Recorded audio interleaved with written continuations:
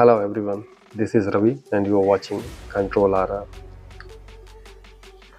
कर्नाटक सरकार ने 8 अक्टूबर को औपचारिक तौर पर अनुसूचित जाति और अनुसूचित जनजाति के लिए आरक्षण का दायरा बढ़ाते हुए एक नया अधिनियम पारित किया, जिसे the Karnataka schedule caste and schedule tribe reservation of states in educational institution and appointments और post in service under the state bill 2022 का नाम से जाना जाएगा।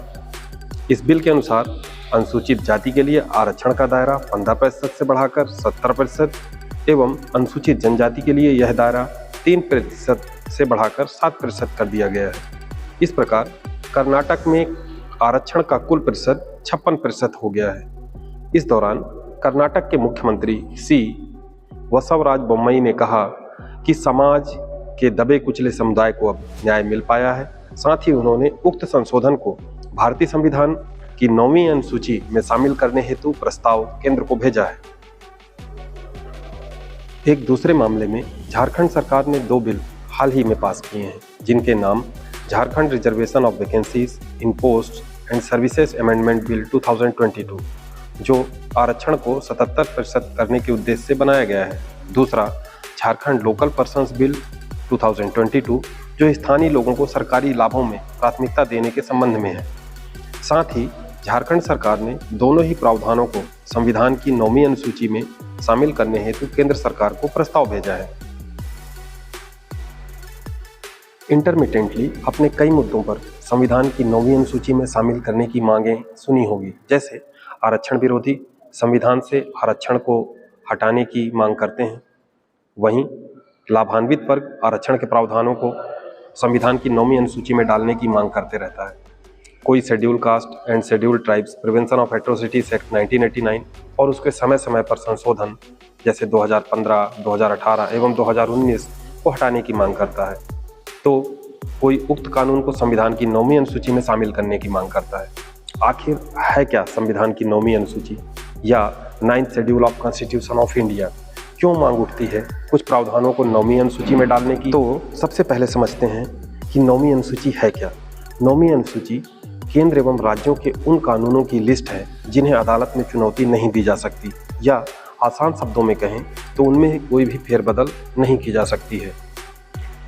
भारतीय संविधान में पहला संशोधन 1951 में हुआ, जिसमें 9वीं अनुसूची को शामिल किया गया। इस संशोधन में 13 कानूनों को शुरुआत में इस अनुसूची में शामिल किया गया। बाद में वर्ष 1955, 1964, 1971, 1974, 1975, 1976, 1984, 1990, 1994 एवं 1999 में हुए संविधान संशोधनों की वजह से कुल 284 कानूनों को इस सुरक्षित श्रेणी में पहुंचा दिया गया है। आज़ादी के बाद कुछ कानूनों को हटाने की, कुछ नए कानून बनाने की, कुछ कमजोर कानूनों को सशक्त करने की एवं वंचित वर्ग को संरक्षण देने वाले कानूनों को प्रतिरोधक क्षमता प्रदान करने की आवश्यकता थी। इसी क्रम में सरकार ने कृषि संबंधी एवं भूमि सुधारों के मद्देनजर संविधान संशोधन कर संविधान में 9वीं अनुसूची को शामिल किया।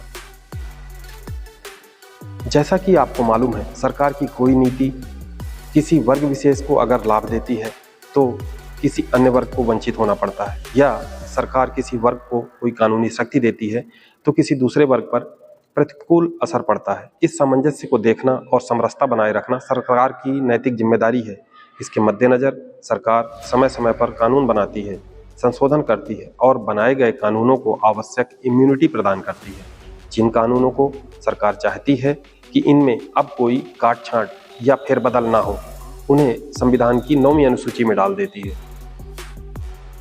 यही कारण है कि आरक्षण एवं ST/SC prevention of atrocities act को संविधान की 9वीं अनुसूची में शामिल करने की मांग लगातार उठती रहती है। हालांकि संविधान की 9वीं अनुसूची के दायरे में आने वाले कानून न्यायिक छानबीन से मुक्त रहते हैं, परंतु भारत के उच्चतम न्यायालय के 3 बेंचमार्क जजमेंट्स आगामी कानून जो 9वीं अनुसूची में शामिल किए जाते हैं को प्रभावित कर सकते हैं। आइए इन 3 जजमेंट्स के बारे में बात करते हैं। पहला, Kesavananda Bharati versus state of Kerala 1973। इसके अनुसार अदालत ने गोलकनाथ वाले निर्णय को सही ठहराया एवं एक नई परिभाषा स्थापित की, जिसे basic structure of Indian constitution का नाम दिया। इसके अनुसार संविधान के प्रावधानों को संशोधित किया जा सकता है, किंतु ऐसे संशोधन जो संविधान की मूलभूत अवधारणा को ही नुकसान पहुंचाते हैं या मौलिक अधिकारों को क्षति पहुंचाते हैं, उन्हें अदालत द्वारा निरस्त किया जा सकता है। दूसरा, Waman Rao versus union of India 1981। इस निर्णय के अनुसार उच्चतम न्यायालय ने कहा कि जो भी संविधान संशोधन 24 अप्रैल 1973 से पहले यानी केशवानंद भारती वाले जजमेंट से पहले किए गए हैं वो तो संवैधानिक है, किंतु जो संशोधन बताई गई नई तारीख के बाद किए गए हैं उन्हें संवैधानिकता के आधार पर चैलेंज किया जा सकता है। तीसरा निर्णय, IR चलाओ वर्सेस स्टेट ऑफ तमिलनाडु 2007। इसके अनुसार सभी संशोधनों को भारतीय संविधान के अनुच्छेद 14 यानी article 14 equality before law, no discrimination on ground of religion, race, caste, sex और place of birth. Article 19, article 19 freedom of speech, expression, peaceful assembly, choice of profession etcetera.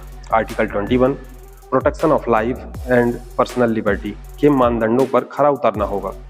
अगर कोई संविधान संशोधन उक्त अनुच्छेद 14, 19 एवं 21 पर खरा नहीं उतरता, उसे चाहे संविधान की 9वीं अनुसूची में ही शामिल क्यों न कर दिया जाए, अगर उसे केशवानंद भारती वाले निर्णय यानी अप्रैल 24, 1973 के बाद प्रभावी किया गया है, वह न्यायालयीन समीक्षा के अधीन होगा। इस प्रकार से दो बातें सामने आई। अगर कोई कानून चाहे 9th शेड्यूल में ही क्यों ना हो, पर अगर वह संविधान के मौलिक अधिकारों का उल्लंघन करता है, वह न्यायालयीन समीक्षा के अधीन होगा। दूसरा, कोई भी कानून जो अप्रैल 24, 1973 के बाद प्रभावी होगा, चाहे वह 9th शेड्यूल में ही क्यों ना हो, न्यायालयीन समीक्षा के अधीन होगा। अगर अंत में आगे के लिए बीच का रास्ता देखें, हालांकि आरक्षण आवश्यक है, किंतु यह कार्यपालिका या विधानमंडल द्वारा किसी अचानक या तर्कहीन नीतिगत पहल को सुनिश्चित करने के लिए न्यायिक जांच के लिए खुला होना चाहिए। विभिन्न हितधारकों को शामिल करके आरक्षण नीति में किसी भी कमी या कमियों को दूर किया जाना चाहिए। समय की मांग है कि आरक्षण नीति को ना तो खत्म किया जाए, ना ही उसका बचाव किया जाए, बल्कि इस विवादास्पद नीति पर एक तर्कसंगत ढांचा विकसित किया जाना चाहिए।